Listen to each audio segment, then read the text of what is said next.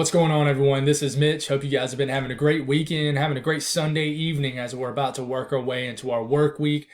We're going to try to figure out what is going to be the next big time weather maker. Well, I can tell you between now and the next 4 to 5, maybe even 6 days, it's going to be pretty quiet.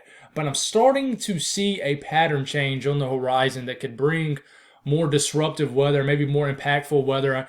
And really in regards to severe weather potential is going to increase as we get into that day 6, day 7 time frame. So that's really what we're going to break down. We're going to talk about what we do know. There's about 3 or 4, maybe 5 things that we can look at this range. But of course, we have no details. We don't know who's going to get hit by anything, the severity level of it. We don't know any kind of information like that. And we probably won't know that kind of information until probably work our way closer to the weekend, if it's even going to happen. But we're going to talk about that because there is some signs that the pattern change is going to happen to more impactful weather. So if you guys have not subscribed, definitely consider doing that. Like the video if you like it. Appreciate y'all's support. I feel like we're going to probably enter a very slow period on and off as we're transitioning seasons. It happens within the weather world. And people, obviously, some people don't like hearing about severe weather as much as winter weather. Winter weather definitely excites people here in the South. So I'm pretty sure that's why we got all the big time growth in January and in February because of all the winter weather. But I appreciate people who continue to tune in regardless. Thank you all for the amazing support with that. So if you guys got anything I can pray about, please put it in the comments below. It gives me an opportunity to pray over it. It gives others an opportunity to do so too. So let's check out the National Weather Service Storm Prediction Center. So these are the professionals. Are they talking about any kind of area or risk anytime soon? Well, let's check it out. So day 4, potential too low. So it's pretty much saying there's really no potential at this point. It's not saying 0, but it's saying that, there's not even anything close to talk about. This is for Wednesday into Thursday morning. We get into Thursday into Friday morning, still nothing. But then we start to get into, let's go on and skip to Saturday and to Sunday. It says predictability too low. Now that's pretty much saying that, hey, this is an area to watch maybe, and it does have a discussion on this on the site. And I'm not going to read a bunch of paragraphs to you guys, but it does talk about it. So if you want to check out their site, definitely check out the discussion. But predictability too low. So it's saying, hey, maybe this is an area to watch, maybe it's not. But it's definitely too low of a chance to really definitely drop a 15% risk or anything. And day 8's the same kind of deal. Sunday into Monday, it's a time frame we have to watch. But no substantial heightened chances really showing up for this time frame. We look into the GFS right here. And what we're going to do here is we're really going to show you, we're going to start this off for maybe Wednesday afternoon. At this point, we have a ridge building over the middle of the country and really just have a somewhat zonal flow, meaning it's a pretty progressive pattern. There's no disruptions in the jet stream, and the jet stream is pretty flat, and it's really just northern stream dominated up here as far as the northern states. So you're going to have some clippers that's going to fly through, maybe some chances of snow, but nothing too crazy. Then we get into Friday. We begin to watch a low pressure that develops here. Does this drop deep? Well, the jet is really still pretty far north. So this kind of skirts into the Midwest and then maybe pumps out a significant winter storm, maybe for portions of the north central U.S. But this is still pretty much 5 to 6 days out. But we're still watching this system for areas like Minnesota, Wisconsin, and things like that. Now we watch that. This is probably going to bring some sort of low-level jet, some kinematics and bay right in this area. But are you going to have the thermodynamics at play here? This is probably going to bring a surge of moist air out the Gulf and pull this up. But, you're not going to have those higher temperatures, those higher dew points at the same area that you're going to have those kinematics, where a low-level jet flies through probably just southeast of this low pressure. So they're going to probably be detached from each other. So that system moves through. The jet meaning the trough, this cold front begins to sag south, and maybe some sort of Arctic boundary, kind of like we've been seeing the last several weeks, begins to set up across the middle part of the country. And then maybe another low pressure develops here. How far north does it develop? How far south does it develop? Well, as this kind of develops, it's going to bring a heavy rain threat potentially. And granted, this is over 7 days out. It's 180 hours out. So we're getting into overnight Sunday into Monday, right around this time frame a week from now. So you see another low pressure develop along the boundary here. And with it, it's probably going to bring a deep surge of moisture, maybe some convective elements to it, some CAPE, some storm juice, and you're going to have some moist air. Maybe a moist sector develops down here, and probably some sort of heightened wind field that develops just southeast of this low pressure. That kind of flies through, and then you have another one that develops. But, you know, trying to figure out what's what is what we're going to talk about here. We're going to look at the pivotal maps here and take a look at the dew points, the Cape, which is that storm juice, and a couple other things too here in a second. But that moves through, and then we're getting really far out. We're getting 10 days plus far out. What else forms? Well, here comes another strong storm system that pops up. And this is just the transitioning of the season. It's very typical of March, where you basically have, two basically dynamic atmospheres, air masses fighting against each other as the jet stream on average begins to shift a little further north. So we're trying to figure out what's going to happen here. Now, what we're going to focus here is on surface temperature. So these are actual air temperatures. Now, moving forward here in time, we're getting into Friday. And look at the temperatures riding all the way into the 70s. Pretty far north, up into Nebraska, maybe even Iowa.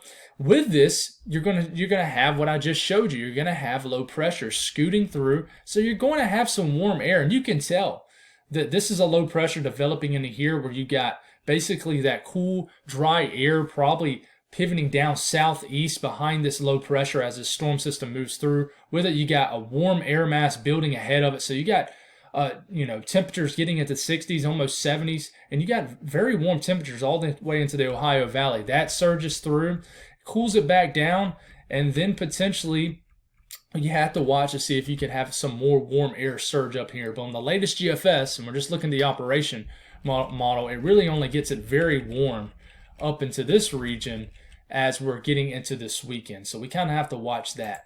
Now you look at also dew points. This is a big thing to look for when you're trying to look for big time surface moisture.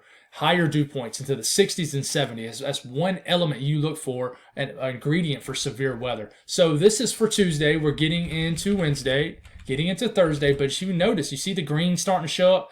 Now, dew points in the 40s are not going to create any kind of severe weather. That's still very dry for the most part when you're talking about severe weather. So you have two air masses fighting against each other, but you're starting to get into Friday afternoon. Look at the dew points. They're still in the 50s, which is pretty low.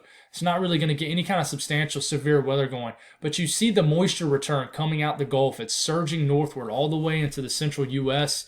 This builds, maybe even gets more moisture, more deeper moisture is what I'm trying to say. Saturday morning, getting into Saturday afternoon. But look at Saturday morning. You got dew points getting into the 60s down here.